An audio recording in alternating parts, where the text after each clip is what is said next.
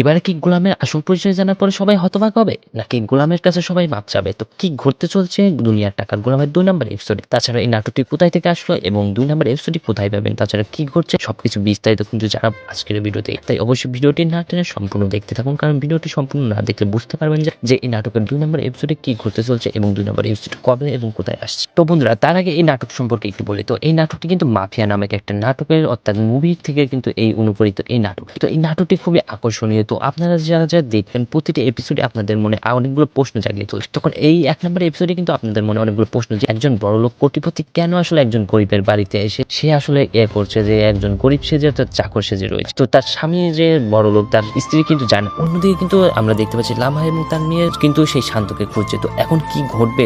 শান্তকে খুঁজে পাবে? তার আসল পরিচয় সবার কাছে ফাঁস হওয়ার পরে কি আসলে শান্তকে সবাই মাফ করে দেবে? তো এখন শান্তর আসল কাহিনীটা কি?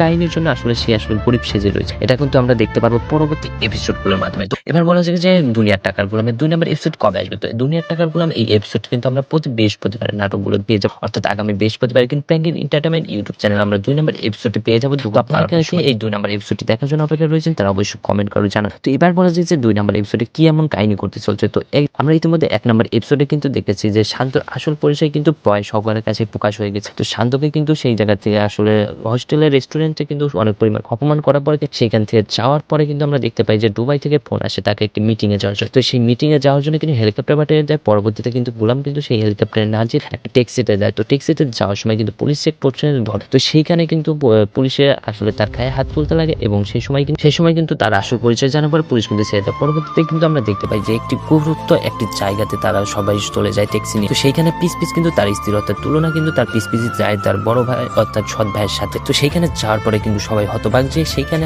গোলামের মতো মানুষের আসলে কাহিনীটা কি। তো এটাই কিন্তু আমরা পরবর্তী এপিসোডগুলোর মাধ্যমে জানতে পারবো এর আসল কাহিনীটি কি। তো এই কাহিনীটি আপনারা কে দেখার জন্য অপেক্ষা রয়েছেন তারা অবশ্যই কমেন্ট করে জানান। আর প্যাঙ্গিন নাটক কে পছন্দ করে থাকেন তা অবশ্যই কমেন্ট করে জানাতে ভুলবেন না। তো বন্ধুরা, যারা ইতিমধ্যে দুনিয়ার টাকার গোলামের 1 নম্বর এপিসোডটি দেখেছেন তারা অবশ্যই বুঝতে পারছেন 2 নম্বর এপিসোডটি খুবই গুরুত্বপূর্ণ হতে চলছে, কারণ এই নাটকে কিন্তু এবারে খুবই আকর্ষণীয় করে তোলা। এবার কিন্তু আর্থিক সহায়তা একটি উপকার করেছেন। তো অর্থাৎ এবার কিন্তু ভিডিওর লেন্থ করেছে 30 থেকে 40 মিনিট।